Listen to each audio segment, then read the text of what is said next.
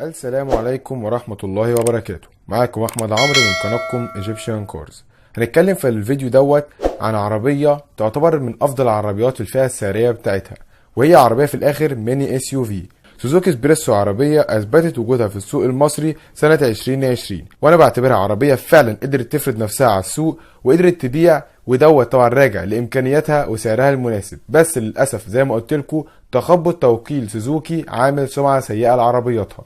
انا شايف ان التوكيل دوت محتاج يتعاد ميكانته، او يتعاد طريقه التعامل بتاعته مع العملاء بتوعه، ويقدر يحل مشاكلهم. اخر كام شهر برضو شفنا كذا عربيه سوزوكي كان فيها مشكله في الفرامل، والتوكيل قال لهم مفيش مشكله، ونتج عن الكلام دوت حوادث. والتوكيل للاسف قال ان دوت ما حصلش وحصل منه كذا مشكله. اتمنى لو التوكيل يقدر تاني يعيد حساباته، يعيد تاني ثقه العملاء ليه زي ما كان زمان سوزوكي في مصر. سوزوكي بقالها كام سنه بصراحه للاسف سمعتها مش كويسه قوي. ده طبعا ما يمنعش ان العربيات محترمه، يعني العربيات محترمه، بس للاسف التوكيل مش قوي.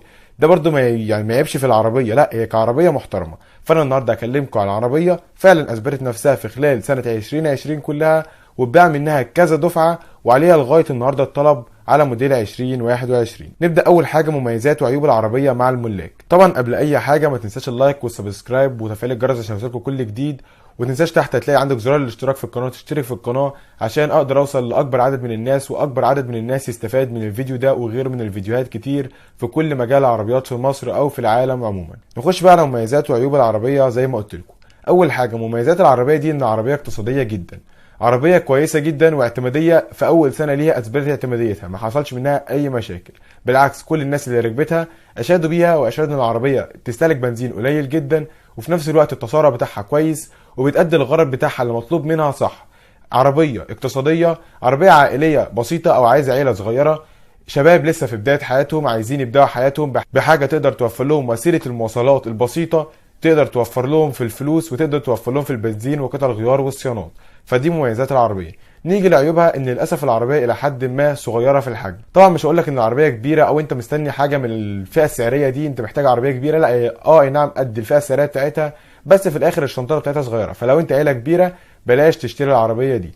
برضو من ضمن عيوب العربيه دي الثبات بتاعها. في ناس صورت فيديوهات وهي جايبه بيها 180 و185، طبعا دي كارثه بكل المقاييس. يعني عربيه بالسعر ده بالحجم ده انت ماشي بيها 185، العربيه دي مع اقل غرزه ممكن العربيه دي، يعني مش بجامل، هتتقلب بيك. طبعا بعد الشر على اي حد، بس دي الحقيقه. لازم تبقى انت عارف انت جايب العربيه دي ان العربيه دي مش بتاعت جري، ما تعديش بيها ال 120. ده ان كمان خليك افضل ماكسيمم بتاعك 100، ما تعديش ال 100 بيها. ليه؟ عشان تحافظ على حياتك. طبعا في الاخر انت حر، عايز تجري اجري، بس انا بنصحك نصيحه لوجه الله عشان حياتك دي مش بعزقه، مش حاجه عربيه انت جايبها ب 145,000 اقول لك دي اللي تجري بيها. لا طبعا انت في الاخر مش راكب بورش او بي ام ب 2 مليون جنيه او مليون ونص، يعني انت لغايه مليون ونص اقول لك ما تجريش اصلا بالعربيه كمان. فحرام ان انت تجري بعربيه بالسعر ده وان انت داخل بقلب جامد، فحرام.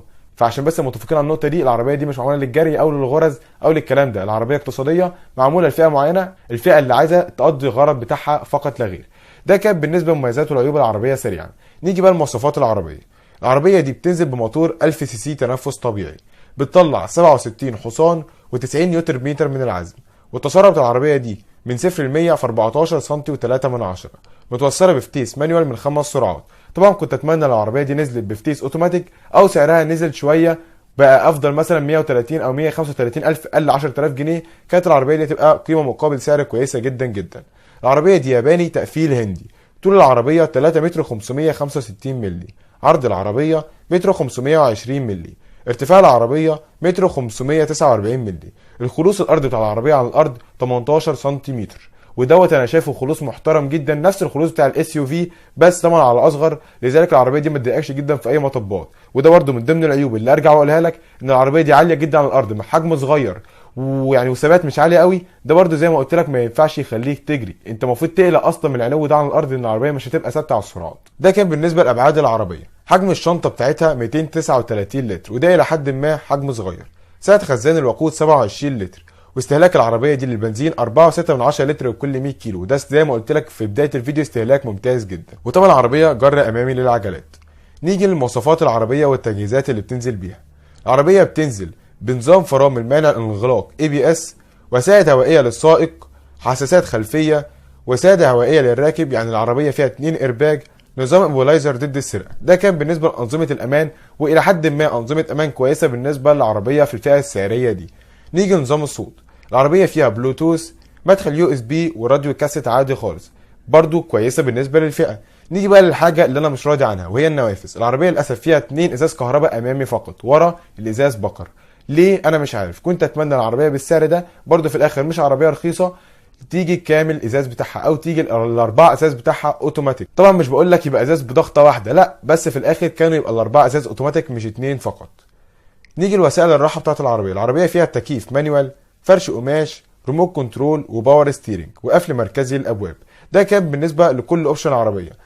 طبعا الاوبشن بتاعها مش كبير قوي، بس في نفس الوقت ما تنتظرش اوبشن عالي قوي من عربيه في الفئه السعريه دي. عربيه في الاخر رخيصه، مخصصه لناس معينه عايزه الراحه، مش عايزه الجري، او مش عايزه الرفاهيه العاليه قوي. في الاخر عربيه قيمه مقابل سعر كويسه، بس يا اما تبقى اوتوماتيك، يا اما سعرها ينزل 10000 جنيه عشان تبقى فعلا افضل عربيه كقيمه مقابل سعر في السوق بلا منافس.